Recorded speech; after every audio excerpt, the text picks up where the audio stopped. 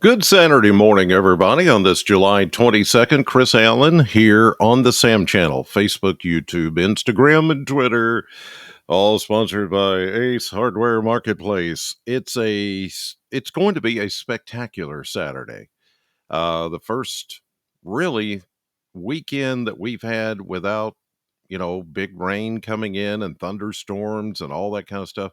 So this this podcast this morning is going to be short and sweet because there's not a lot to talk about even later on down the road in the forecast. So let's take a look at the radar, actually the satellite this morning, because radar is not showing anything.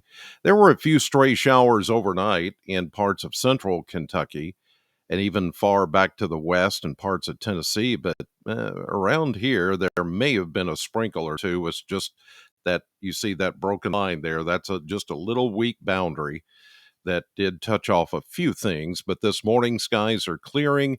Most of the cloud cover is out east of us, and there's a bit of patchy fog this morning. But other than that, it is very quiet. And it should be a relatively nice day, very pleasant. Lower humidity levels, temperatures will be cooler, and we can even see that this morning on the Kentucky Mesonet network.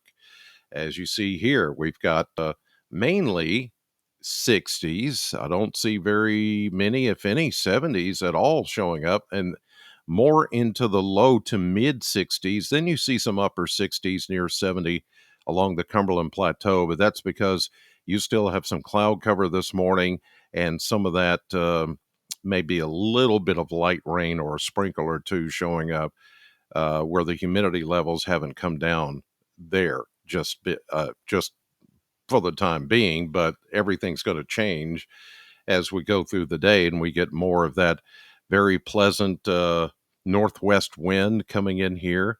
It's going to be nice, really nice. Here's a look at the 10-day trend, and we're looking at look at this, low to mid 80s. And again, as I explained yesterday in the podcast, some of these temperatures in the model blender are a bit overdone. And in other words, they're too warm because they don't take into account the very wet ground, the shrubbery, the greenery that's out there. Everything is lush.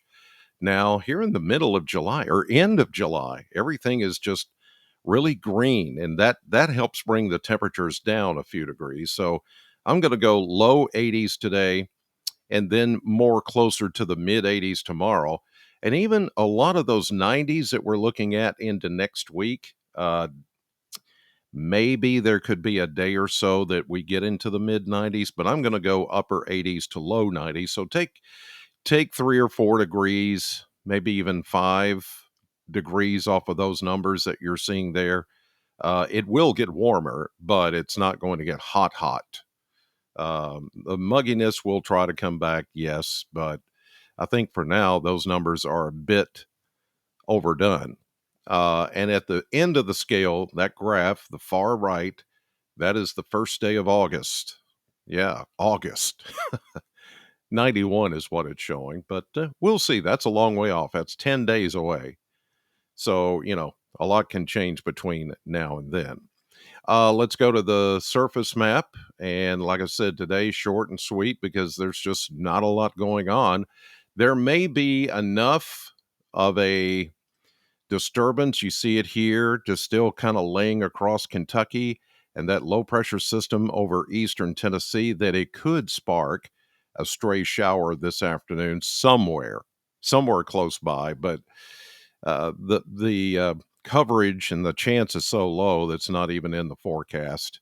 Here you see late in the day that could pop up, especially in the higher elevations of southeastern Kentucky, but high pressure building strong here, nice ridge that's going to continue to be our benefactor, or we're the benefactors of that high pressure into Sunday. Now, we do see a disturbance rolling out of the upper Midwest and the Central Plains or the Eastern Plains into the Great Lakes that could produce some shower and thunderstorm activity. In fact, there is the possibility that because even though rain chances are currently not in the forecast for the next 7 days, we all know that that's probably not totally in concrete, okay? Because we're going to have more of these little complexes rolling out of the north central plains and the upper Midwest and out of the Great Lakes that are going to come this way. And some of those may hold together, and this one is going to go into Illinois and Indiana on Sunday afternoon, maybe touching Cincinnati or even Louisville tomorrow afternoon or tomorrow evening. Then we see this next one. You see it here coming out of Iowa and Minnesota. That's another piece of energy that's going to try to work its way down here. Now, these current maps, Monday into Tuesday, keep it out of the way and keep it further north of us. Here we go into Wednesday, then into Thursday. There's just not a lot of movement in systems here. Everything's just kind of hung up. Here we go into Friday next week. But the caveat I will tell you here, the outlier is at some point we may have to introduce a complex of storms rolling in this way should it develop Tuesday, Wednesday. We may have to put back in a chance of showers and thunderstorms if that should happen. But as for now, it looks pretty smooth out there, smooth sailing. Yesterday's high was 85. It was a nice day. I was up in Brownsville for the Cram the Cruiser event. It was, I mean, hardly broke a sweat. It was just so nice.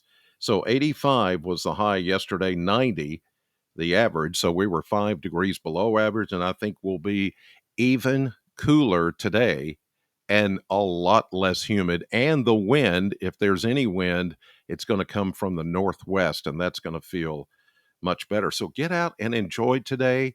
Like I said, there may be a stray shower that tries to pop up somewhere close by this afternoon, but otherwise it's going to be a great, great Saturday.